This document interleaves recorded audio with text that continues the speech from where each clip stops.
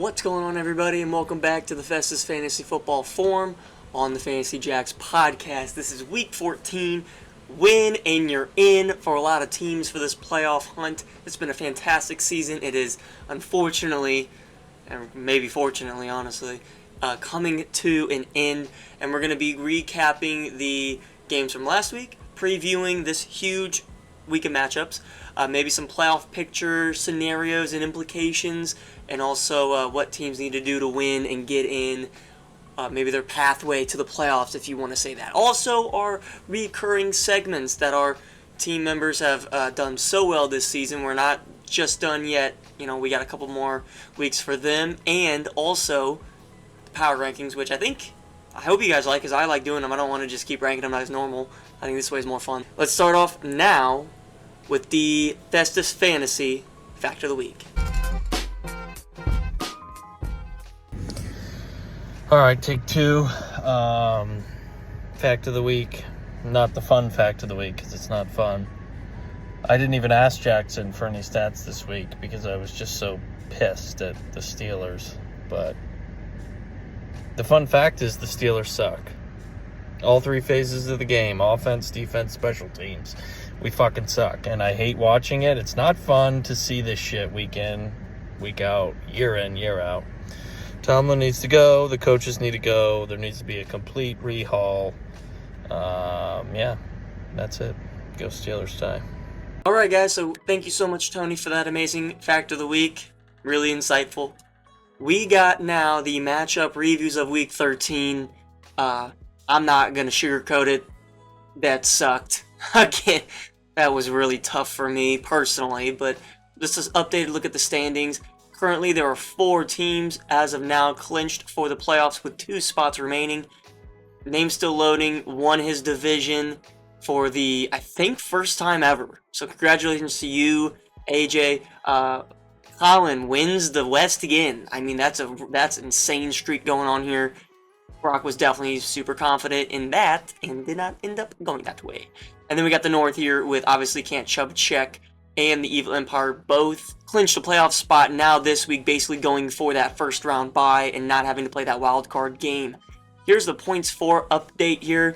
Currently, the main points for problems is 1493 for the Redskins, down to 1444 for the Guardians. It's these 3 right here that are going to be the big topic of today's video because they're really the only 3 that have a chance to make the wild card. Tony, he's 97% chance at 7-6. He's going to make it unless some crazy thing happens with Brock scoring a bajillion points. So it really comes down to Brockzilla, the Guardians, who play this week, and we'll get into that as a primetime game, and then the Redskins, who also is going to be a primetime game this week. Both Brock and Redskins with a 45% chance to make it. The Guardians, 5% chance on the outs. Probably not. Just going to put that up unless some crazy things happen. Let's start now here with the matchup reviews here. Let's go to this first one. This came down pretty close, actually, and this would have caused a whole fuck ton of problems. But it's 12-man blitz. He took down Bucky's backpack, 111.62 to 103.34. A lot of problems could have happened if Bucky's backpack did win this game. I mean, it wouldn't have been problems for him, obviously, but problems for the rest of the league and the rest of the wildcard teams. Colin, though, huge win off the back of DeAndre Swift and Jamar Chase. Kind of a mid-performance all around, but this has been his average all year, 111 points. Very solid floor there. Good team looking to score a lot in the playoffs and hopefully make a run this year. I think this team can do it. So Bucky's backpack, just, tough season with the injuries. 5 straight losses. Not much more to say. Let's go to the Toilet Bowl preview. We got Dom's Girth. He took down Team DD 87.94 to 79.22. Team DD just super injured and team is terrible. As for Dom, team is just super terrible. Literally has a guy scoring negative 0.1 points. Don't need to mention it much. Both these teams will be in the consolation bracket, which Dom confidently and proudly owns. Let's go to a huge game this week. The Washington Redskins, they took down the Dogs. This probably could have been a primetime game as well. It should have been. Redskins 139.2 to 103.34. Huge game for the Redskins. It puts them right back into playoff contention here, which is actually the favorite considering Brockzilla and the Guardians had terrible scoring weeks. Really good for the Redskins here. And funny enough, he made the trade with AJ at 3:33 p.m. on ESPN, the trade did not go through as of then because of the Jake Ferguson game. So he did not end up getting Jake Ferguson or Puka, but he ended up getting 21 points from Harvey. He got 10 points from Kittle and 22 points from Devontae Adams. I mean, we can just skip right over to here. We can see that with Puka scoring 13 and Jake Ferguson only scoring 8, he still would have won, I think. Didn't really do the math just off the top of my head. It looks like he would have won. However, it would have been really close considering the other teams here, the Guardians and the Brockzilla, would be right there for the playoffs as well. And also for the Dogs, I mean, he needed the spot in as well. For the Dogs, Lamar Jackson and Saquon Barkley definitely are never going to be Hall of Famers for you. I mean, Jesus Christ, you made that huge trade earlier this season, a few weeks ago, and it has not panned out. I don't think Lamar Jackson has scored over 20 points since joining your team. Maybe he did. Oh, yeah, it was the Miami game that he joined your team, I believe. Scored 25. Hasn't done anything since. Saquon Barkley, kind of the same deal. He scored you 33 against the Giants that first week, beating Dom, I remember, pretty much ending his season. Pretty much nothing since. Jameson Williams is awesome. He's a Hall of Famer for you. Let's go to Can't Chub Check and the Evil Empire here. Rematch from that high-scoring affair a few weeks ago. Evil Empire got his lick back. Really happy to see that for him. No, I'm not. I don't like this guy. 156.6 to 127.86 for Can't Chub Check. The Evil Empire is looking very, very dominant right now with Bijan Robinson, with Rashee Rice, with Trey McBride, who is literally a huge positional advantage. Nico Collins has been doing very well, and obviously any of these guys can take the night off, and then you got Jahmyr Gibbs up here to help you if you need. This last flex spot, it's really bad right now for him, but I don't think it's a big problem. He can get away with it, considering everybody else. Again, everybody's healthy, everybody's ready to go. A lot of these teams are on playoff teams as well, trying to make a push, so those players probably fighting through injuries, trying to stay on the field. For Can't Chub Check, I'm not saying that the CeeDee Lamb trade is already looking pretty bad. However, it doesn't look great because CeeDee Lamb is just not that player that we are accustomed to seeing this season. And I love CeeDee Lamb, so and it sucks to even say that. But it's not because of George Pickens and Jake Ferguson this year. He's putting up good numbers, obviously. I mean, he's right now averaging 16 points, position rank 25, but Bijan Robinson is averaging 21.2. Right? You reallocated your points from the running back to wide receiver position, but you lowered your amount of points, even this week. So that trade is going to look like it's going to be a season ender for Can't Chub Check. Maybe not. Maybe I'm wrong. It's just the Evil Empire looks fantastic this year. For the first primetime game here, name still loading, took down Brockzilla 82.82 to 79.28. Heartbreaking game here from Brockzilla. Came down to Monday night with Drake May. Looked like he had a really good shot here. And then they just beat the shit out of the Giants early on, and they just started running the ball. Her name's still loading. Insane. I mean, got away with Sam Darnold again. Got away with Pacheco. You were the one that were making the cookies and could not trade Puka in time.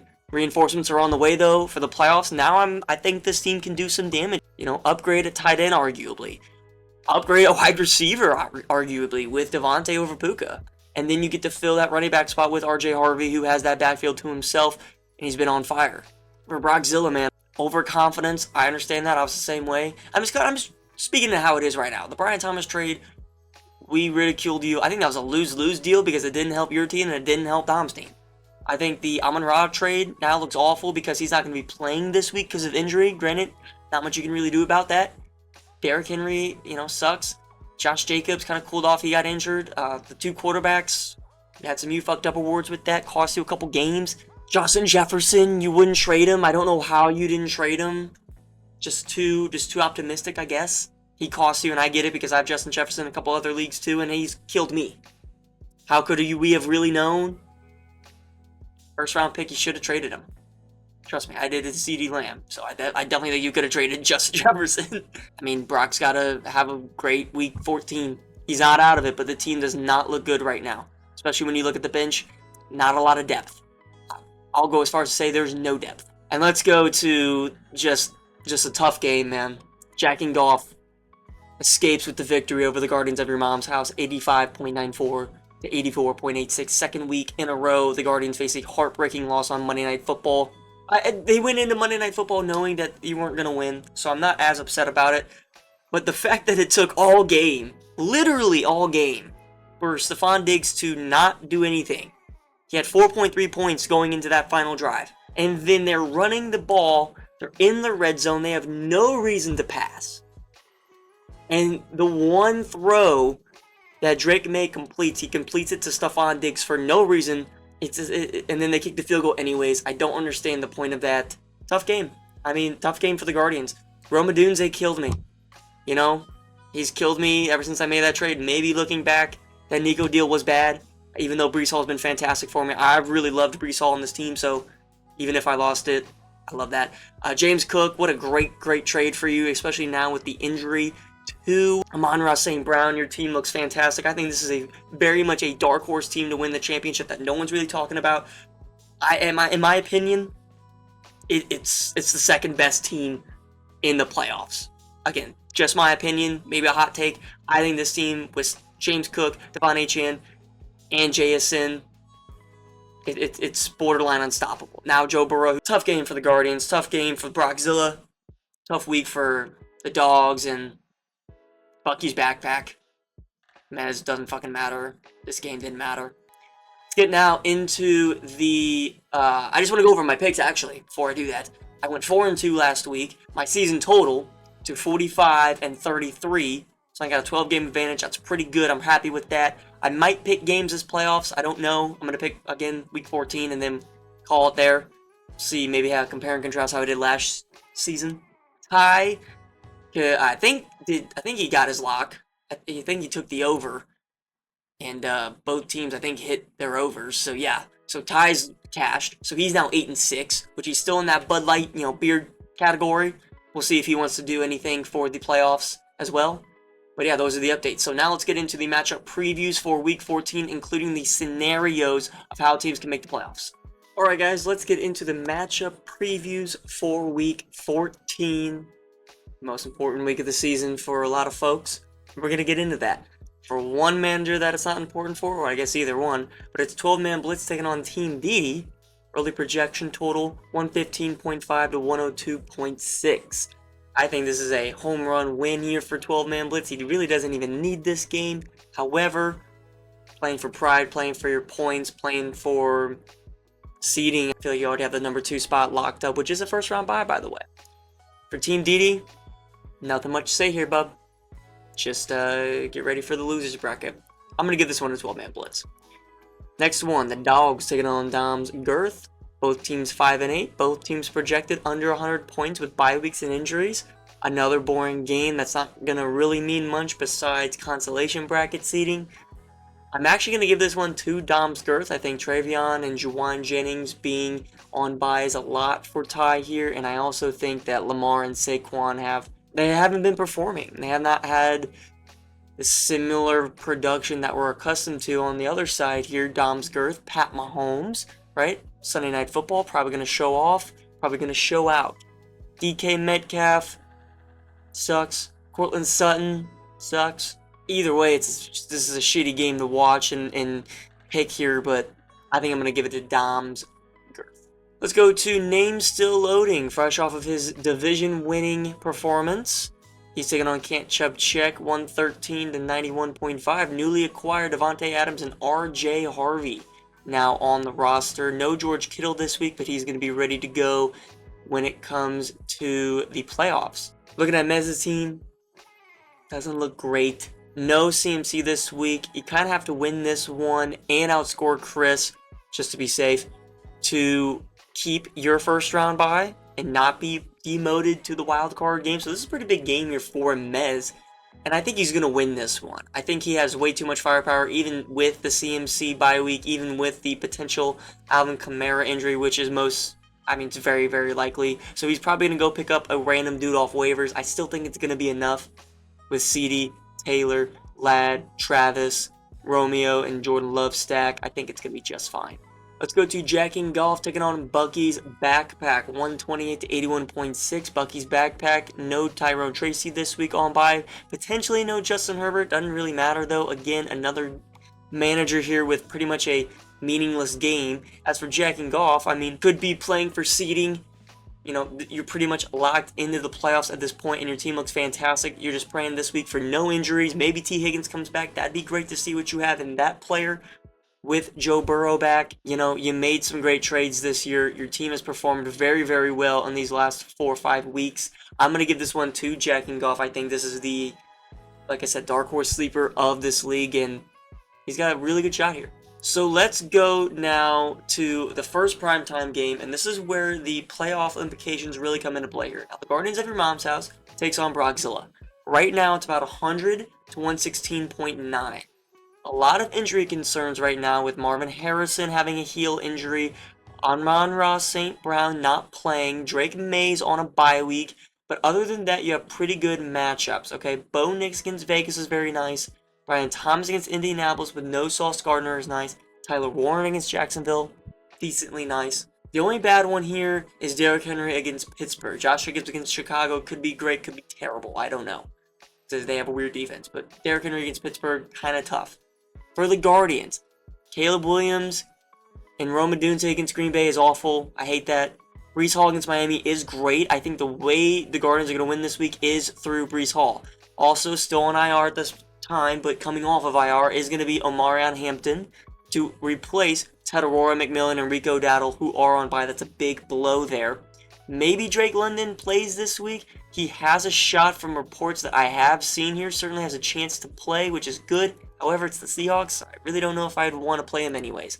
But if he's available, I'm definitely going over Addison and Godwin. This game is going to be really, really interesting. I'm going to break this down in conjunction with the Evil Empire and Washington Redskins just to give you guys a bigger picture, okay? Chris, he needs to win this game and win by at least, you know, outscore Mez by, I think, 21 points to get that first round bye, which he's going to be fighting for. His team looks really good right now. Only Ramondre's on bye. It's really not a big deal at all. For the Redskins, you just have to win. If you win, you're in. However, if you win and Brock wins, you have to just outscore Brock, no matter what. You have exactly a 28.2 point window, well, 28.1, but you can't let Brock go over you on that metric, okay? So I'm just pick my games right now. I think Brockzilla is gonna win this game, and then I think the Evil Empire is gonna win this game. So it's gonna go to Brockzilla. He's going to get the final playoff spot, and the Redskins is going to lose it based off of record.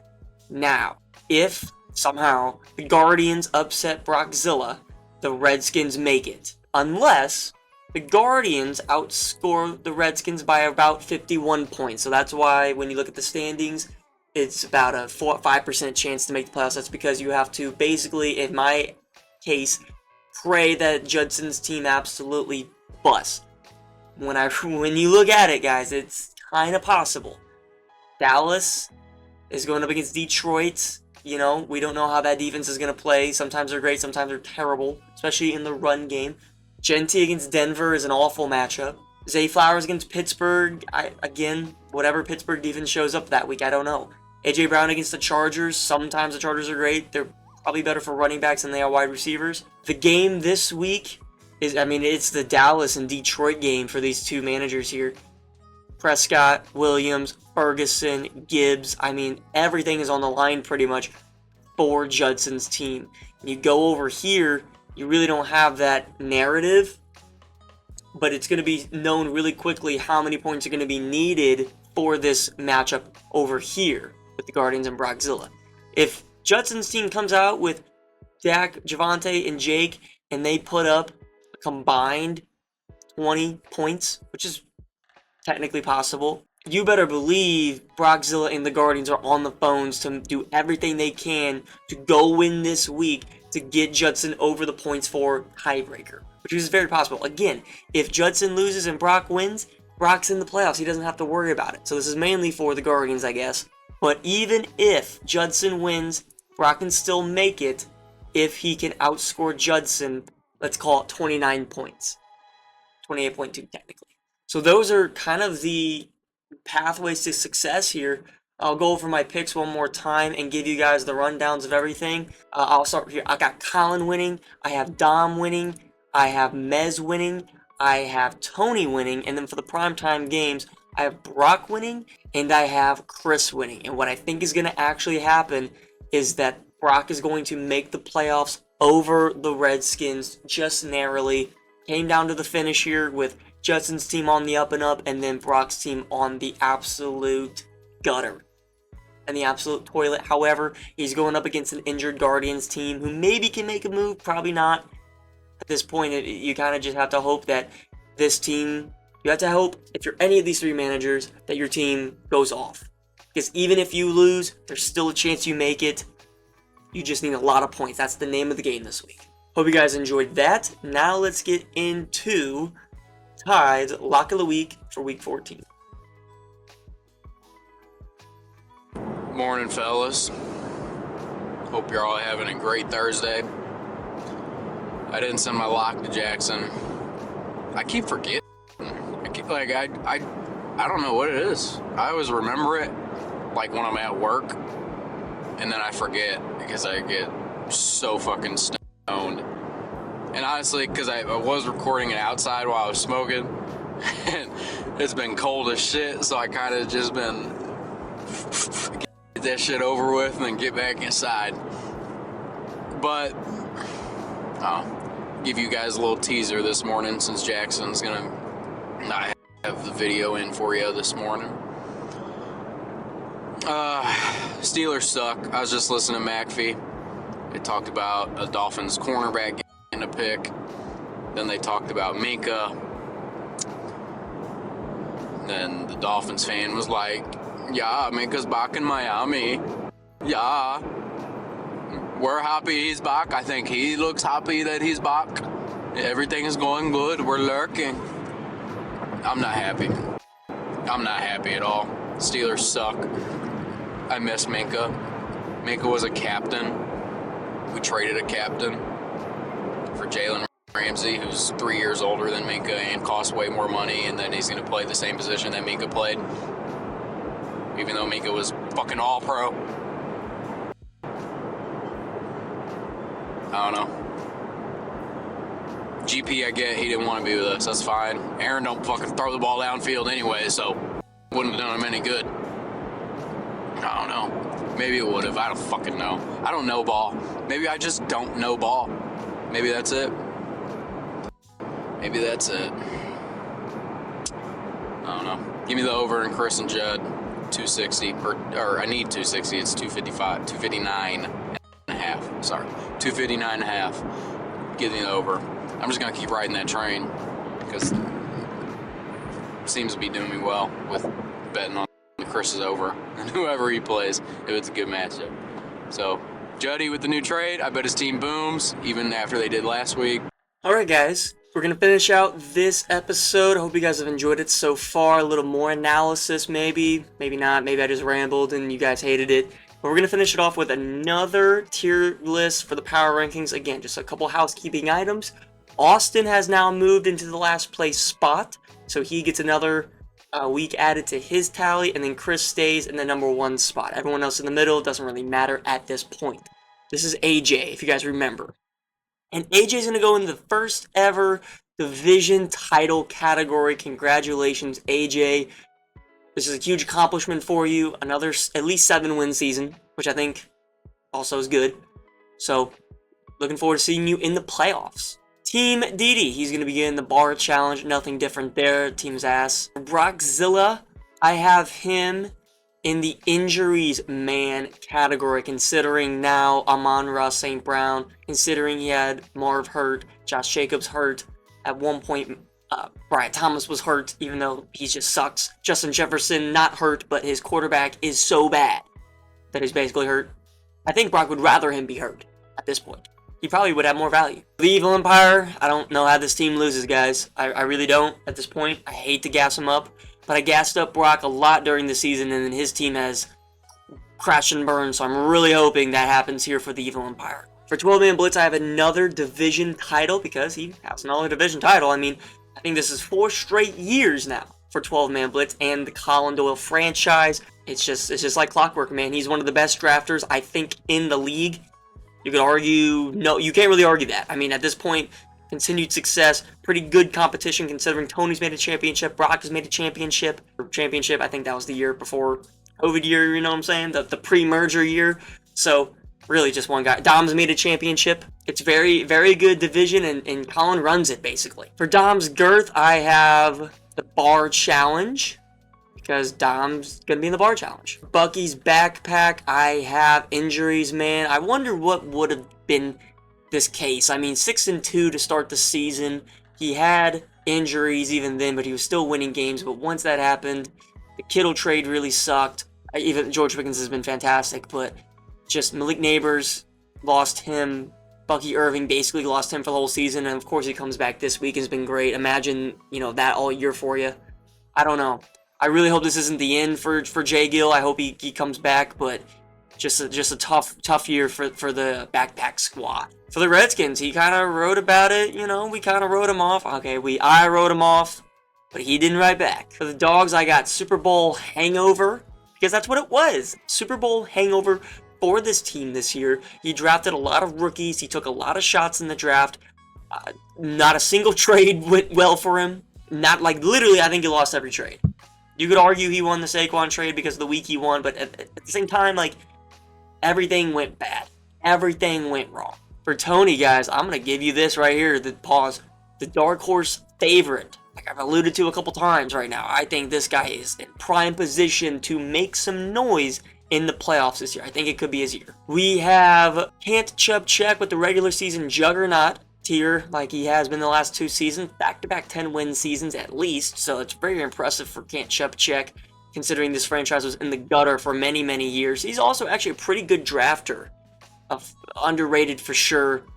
When his team is healthy, which it has been the past couple years, he's been great. Finally, guys, I have the Guardians below the basement tier, below the ass tier, below the hell, the mega hell, the lost, the confused, the hate everything, the mega dumpster fire ass tier, below Austin's football knowledge, below Chris when he talks about politics, and even below the Epstein files, I have the Guardians in their first ever losing season. That sucks. And might miss the playoffs. There's a chance I make it this week, but I don't think I can, so awful year. Definitely going to forget about this one with a couple bottles of whiskey or things to Twisted Tea. You guys know how I drink. All right. It's going to be it for me, guys. Good luck to everybody this week except the people I don't need to win. So fuck you, Brock, and fuck you, Judson. Especially by 50 points. All right. See you guys.